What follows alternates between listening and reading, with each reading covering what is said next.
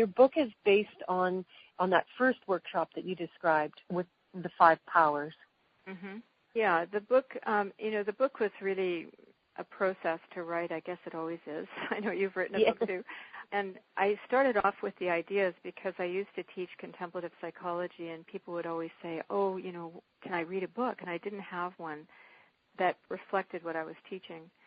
But what I discovered was that in order to teach that kind of material, I couldn't not make it into a story.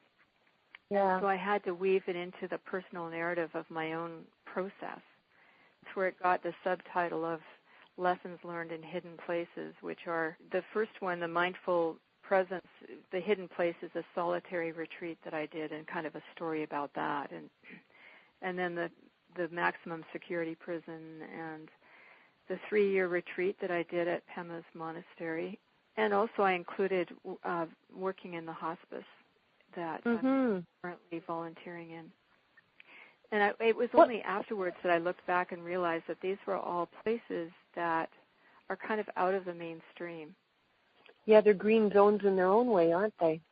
They're green zones, exactly. And then in some ways, what I do teach people is that there's 2 kinds of green zones. The first one is to develop a retreat in your own life.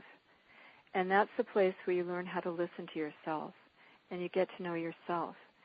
So that's why meditation and self-reflection and journaling and art is so important.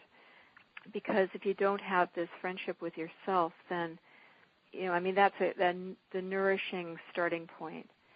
But the other part is to have a green zone with some other people so that you can take that one step further. And remember that idea of interdependence.